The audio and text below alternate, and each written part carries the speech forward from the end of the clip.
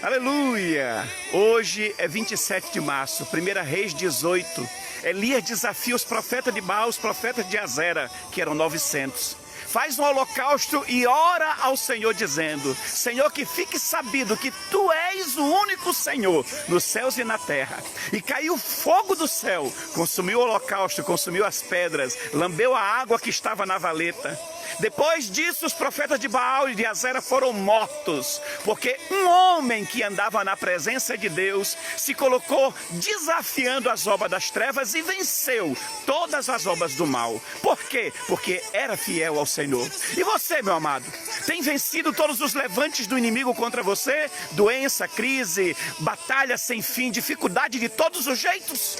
O que precisamos então? Buscar a Deus com santidade, com temor, com verdade. E assim também nós venceremos todas as obras das trevas. Queridos, Tiago 5 diz que Elias era um homem sujeito às mesmas falhas, aos mesmos defeitos, às mesmas paixões de todos os homens.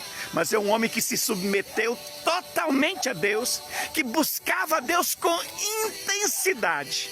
E o que esse homem faz? Porque a nação toda estava corrompida. Ele desafia esses 900 profetas malignos. Manda eles fazer o sacrifício dele, as invocações dele para os vulgos deuses que eles tinham, que não eram deuses.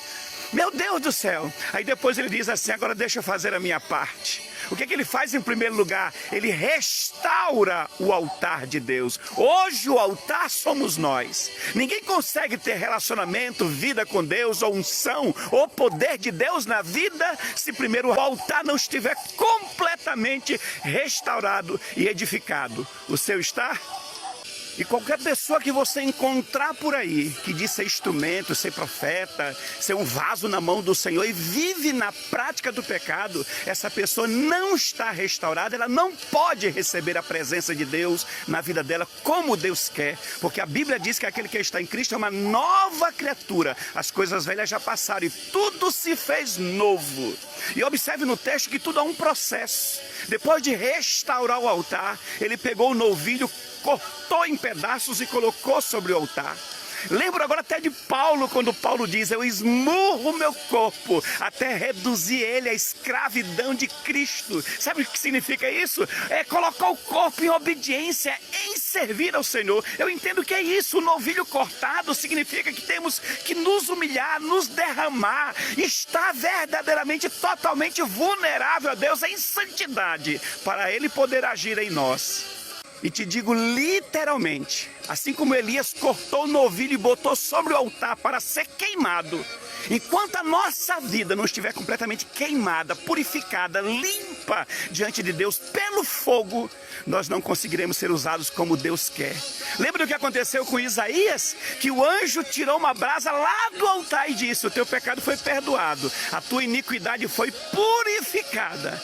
Isaías passou a ser usado por Deus como nunca tinha sido antes. Então temos que queimar a nossa carne, os prazeres, os desejos mundanos, meu amado, para que Deus possa agir nas nossas vidas como Ele quer, e a gente poder ter autoridade, ousadia, unção verdadeira para desfazer todas as obras das trevas, como Elias fez, para que o povo pudesse chegar novamente para servir ao Senhor.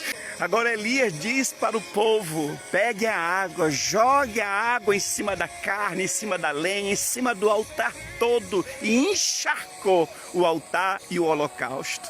Sabe o que eu entendo dessa água? Que é a presença do Espírito de Deus em nós. O que foi que Jesus disse? O Espírito da verdade que vos conduzirá em toda a verdade, ensinará o caminho pelo qual vocês devem andar.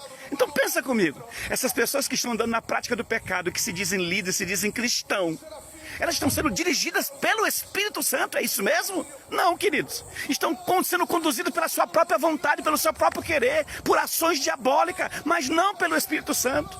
Então nós precisamos deixar o Espírito tomar o controle e a direção das nossas vidas e nos guiar no caminho da verdade de Deus. Santidade, temor, fidelidade. Se permita ser encharcado cercado da unção e da presença do Espírito Santo de Deus, ser guiado, dirigido, como os homens da Bíblia foram, e foram usados com sinais e maravilhas, e por onde eles passavam, eles curavam, eles libertavam, eles transformavam vida, mudavam histórias. Deus quer usar você dessa forma também, em nome de Jesus.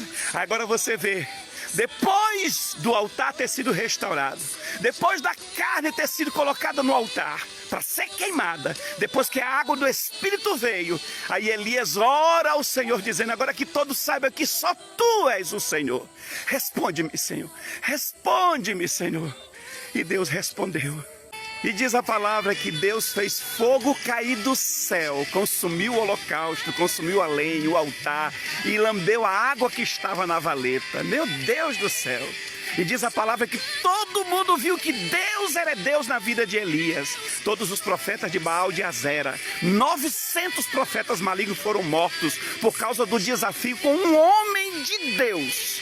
E todos reconheceram que esse homem era realmente servo fiel ao Senhor. É a mesma coisa que Deus quer fazer contigo. Coloque a sua vida na presença, restaure sua vida completamente diante de Deus, para quando você orar em qualquer circunstância, em qualquer momento da sua vida, Deus possa responder com fogo. E quem se levantou, quem armou, quem criou, quem duvidou da glória de Deus na sua vida, vai ter que reconhecer que Deus é Deus na sua vida. E vão voltar a servir ao Senhor. Muitos vão se reconciliar, muitos vão se converter ao Senhor por causa de você. Depois disso tudo, querido, o rei Acabe e Jezabel foram mortos.